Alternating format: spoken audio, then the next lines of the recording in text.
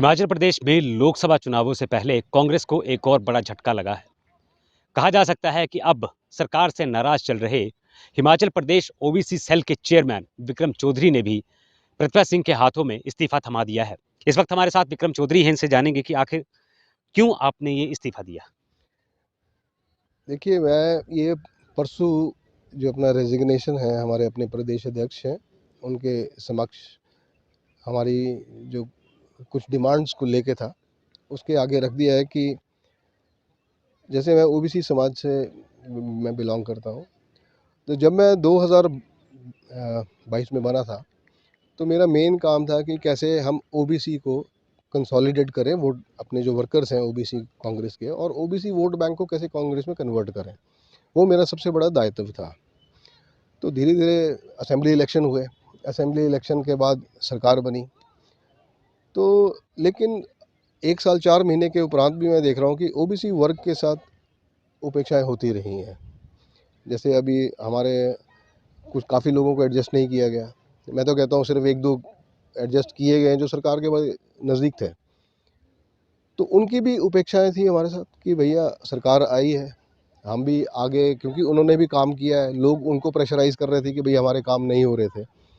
अब जैसे मैं बात करूं तो हिमाचल प्रदेश ओबीसी कमीशन है, उसमें एक चेयरमैन की पोस्ट वैकेंट है।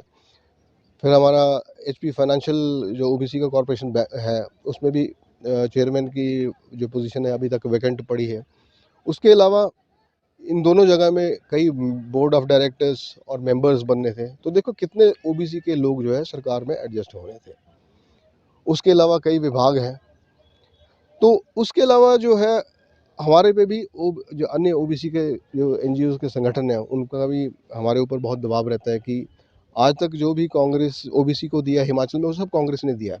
लेकिन कुछ ऐसी चीज़ें रह गई हैं जिसकी वजह से ओबीसी अपने आप को पूर्ण रूप से कांग्रेसी नहीं कन्वर्ट करता था।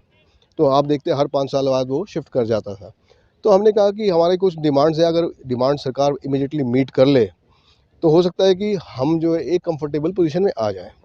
अब जैसे मैं बात करता हूँ, जो हमारे को 18% रिजर्वेशन इन हायर एजुकेशन है, वो कुछ ही इंस्टीट्यूट्स में है।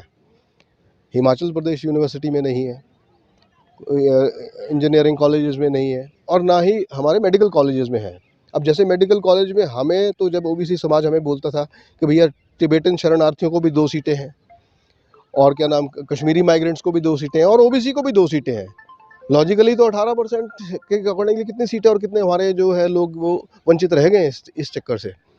और फिर दूसरी हमारी मेन डिमांड थी कि जो ये 12 और 18% जो कांग्रेस ने ही हमें दिया था कि इसको 18% पे ले आइए आप, चाहे फर्स्ट क्लास जॉब्स में, सेकंड क्लास में। अभी आपने देखा होगा एचएस के एनएफएस के रिजल्ट्स निकले हैं जिसमें maximum OBC candidates NFS found किए गए हैं, not found suitable.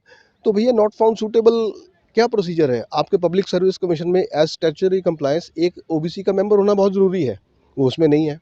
Subordinate commission में नहीं है।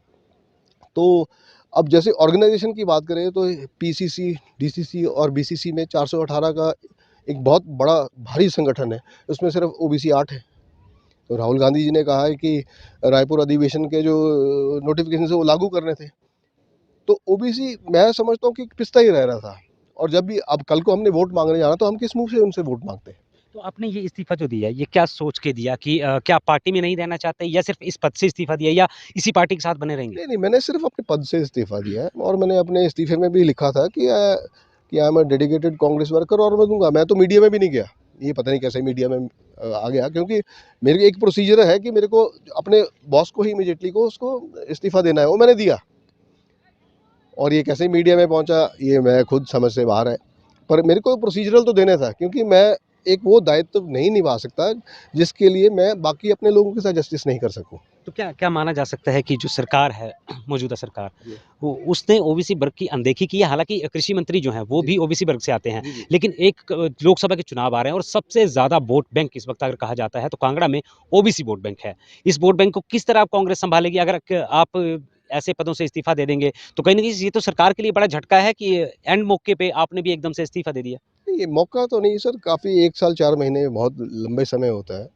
और हमारे कई जो एनजीओज ओबीसी के थे उन्होंने मिले हैं, सीएम साहब से भी मिले थे, और हमने भी सीएम साहब को चिट्ठियाँ लिखी हैं, उनके पॉलिटिकल एडवाइज़र हैं, उनको कई बार आगाह किया, हमने चौधरी चंद्र जी को भी कहा, उन्होंने भी आगे किया, पर मेरे समझ से परे कि क्यों नहीं हुआ। तो ऐसा नहीं है, let's hope for the best. तो आप नाराज किससे किससे चल रहे थे? सरकार से या फिर प्रतिभा सिंह या फिर अपने जो सरकार के कुछ लोग हैं उनसे? नहीं, ऐसा कुछ नहीं है, नाराज़गी नहीं है, मतलब मेरे को एक दायित्व दिया है।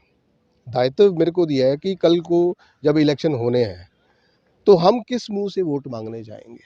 एक ओबीसी कम्युनिटी में हम कैसे जाएँगे? क्योंकि मैं ओबीसी का मैं एक लीडर एक चेयरमैन हूँ, तो कल को लोग मुझसे पूछेंगे, कई लोगों की हमारे काम क्या हुए? हमारे ट्रांसफर्स है, हमारा ये है, तो हम क्या जवाब देते उस पे?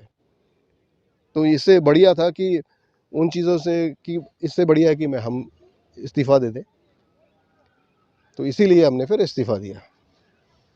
तो ये थे हमारे साथ विक्रम चौधरी जिन्होंने हाल ही में जो है वो अ, अपने पद से इस्तीफ़ा दे दिया है और कहीं न कहीं सरकार से ये नाराज़ चल रहे थे। यानी कि इनका सीधा यही कहना है कि अगर हमारी डिमांड्स को ही सरकार पूरा नहीं करती है, तो हम ओबीसी वर्ग के साथ किस तरह से वोट माँग सकते हैं। तो इन्होंने अपने फिलहाल पद से इस्तीफ़ा दे दिया और कहीं न कहीं एक बड़ा झटका कांग्रेस को यहाँ लगता हुआ नज़र आ रहा है। लेकिन अब देखना होगा कि कांग्रेस इस जो इस्तीफ़ा है, इसको कबूल कर लेती है या फिर इसमें कहीं न कहीं कोई असमंजस रहती है या फिर इसकी भरपाई कांग्रेस कैसे करती है। धर्मशाला से कैमरामैन अनु शर्मा के साथ मनोज धीमान, खबरें अभी तक।